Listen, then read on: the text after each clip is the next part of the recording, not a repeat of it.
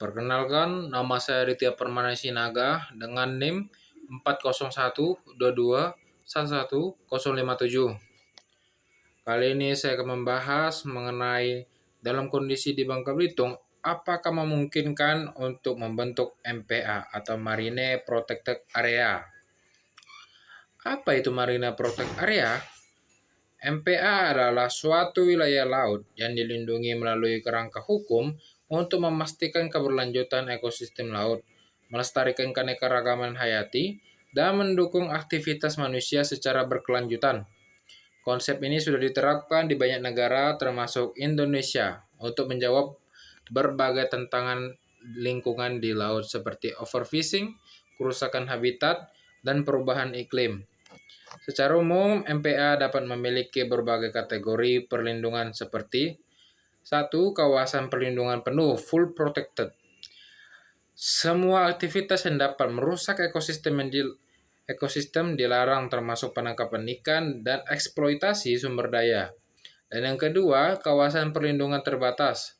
Beberapa aktivitas diperbolehkan seperti penangkapan ikan tradisional dengan metode ramah lingkungan. Dan yang ketiga, zona pemanfaatan berkelanjutan, mengizinkan aktivitas komersil yang dikelola dengan prinsip keberlanjutan.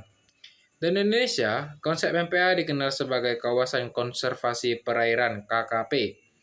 Penetapan KKP bertujuan untuk mencapai keseimbangan antara konservasi sumber daya alam laut dengan keberlanjutan ekonomi masyarakat pesisir. Provinsi Kepulauan Bangka Belitung adalah wilayah kepulauan yang terdiri dari 2 pulau utama, yaitu Bangka dan Belitung, serta ratusan pulau lainnya dengan lokasi strategis di wilayah perairan tropis Indonesia. Bangka Belitung memiliki kekayaan ekosistem laut yang penting bagi keanekaragaman hayati global dan ekonomi masyarakat setempat. Potensi ekologis terumbu karang menjadi habitat bagi berbagai spesies ikan, karang, dan biota laut lainnya. Terumbu karang di Indonesia, di Bangka Belitung, tidak hanya mendukung perikanan lokal, tetapi juga pariwisata bahari, seperti mangrove, padang lamun, spesifik endemik. Dan yang kedua, tantangan lingkungan tambangnya. Yang pertama, tantangannya itu adalah tambang timah. Penambangan timah baik di darat maupun lepas pantai menyebabkan sedimentasi, polusi, dan kerusakan habitat laut. Dan yang kedua, tantangannya itu overfishing. Penangkapan ikan berlebihan, termasuk penggunaan alat tangkap yang tidak ramah lingkungan, mengancam populasi ikan. Dan yang tantangan yang ketiga, perubahan iklim. Meningkatnya suhu air laut dan naiknya permukaan air laut menyebabkan kerusakan pada terumbu karang dan ekosistem pesisir. Kerangka hukum nasional yang mendukung pembentukan MPA. Di Indonesia, pembentukan Marine Protected Area didukung oleh sejumlah regulasi nasional yang memberikan dasar hukum untuk konservasi laut. Berikut landasan hukum yang relevan, yaitu yang pertama, Undang-Undang Nomor 27 Tahun 2007 tentang pengelolaan wilayah pesisir dan pulau-pulau kecil, yang mengatur bahwa wilayah pesisir dan pulau-pulau kecil harus dikelola secara berkelanjutan dan pemerintahnya diberi kewenangan untuk menetapkan kawasan konservasi perairan untuk melindungi sumber daya laut. Dan yang kedua, landasannya itu adalah Undang-Undang Nomor 31 Tahun 2004 tentang Perikanan dan revisinya Undang-Undang Nomor 45 Tahun 2009.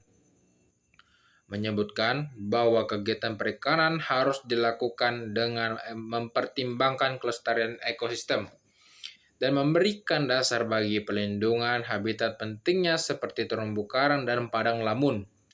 Dan yang ketiga, Peraturan Pemerintah Nomor 60 Tahun 2007 tentang konservasi sumber daya ikan, mengatur pembentukan kawasan konservasi perairan dengan bertujuan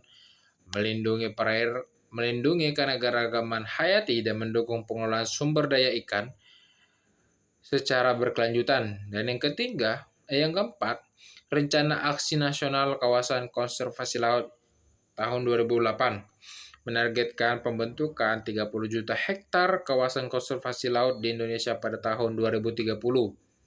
Potensi dan tantangan pembentukan MPA di Bangka Belitung. Potensi pembentukan MPA yang pertama, melindungi keanekaragaman hayati dengan membatasi aktivitas merusak seperti tambang timah dan penangkapan ikan destruktif. MPA dapat menjaga ekosistem yang mendukung spesies laut yang penting. Dan yang kedua, meningkatkan pariwisata. Ekowisata berbasis laut seperti snorkeling dan menyelam dapat berkembang dengan keberadaan konservasi yang terawat. Dan yang ketiga, keberlanjutan ekonomi masyarakat. Dengan menjaga ekosistem laut, MPA dapat memastikan hasil perikanan tetap tersedia dan untuk generasi yang mendatang.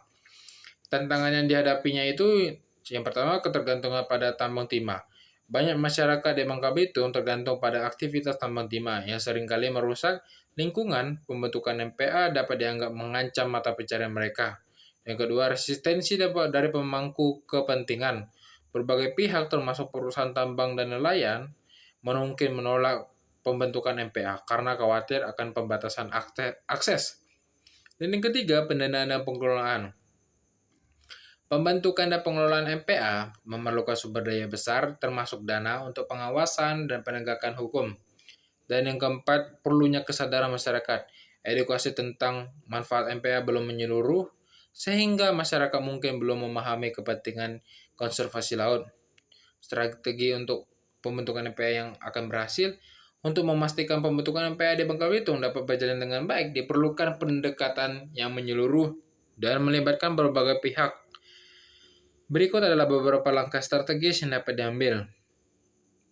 Yang pertama, melibatkan masyarakat lokal. Edukasi masyarakat tentang manfaat MPA, termasuk dampak positif terhadap perikanan dan pariwisata, dan memberikan peran aktif kepada masyarakat dalam perencanaan dan pengelolaan MPA.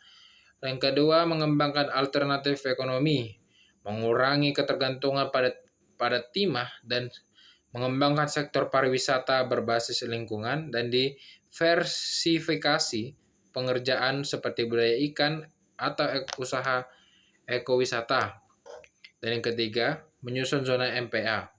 Membagi MPA ke dalam zona-zona dengan tingkat perlindungan berbeda seperti zona inti, dilarang semua aktivitas atau zona pemanfaatan terbatas dan zona wisata. Kesimpulannya, pembentukan Marine Protect Area atau MPA di Bangka Belitung sangat memungkinkan dan relevan, mengingat kekayaan ekosistem laut yang dimiliki provinsi ini serta berbagai ancaman yang dihadapinya. Dengan dukungan kerangka hukum nasional dan pendekatan yang partisipatif, MPA dapat menjadi solusi untuk menjaga keanekaragaman hayati, mendukung keberlanjutan ekonomi masyarakat, dan mengatasi tantangan lingkungan. Namun, keberhasilan pembentukan MPA bergantung pada komitmen semua pihak, mulai dari pemerintah, masyarakat, hingga sektor swasta. Sekian dari saya, terima kasih.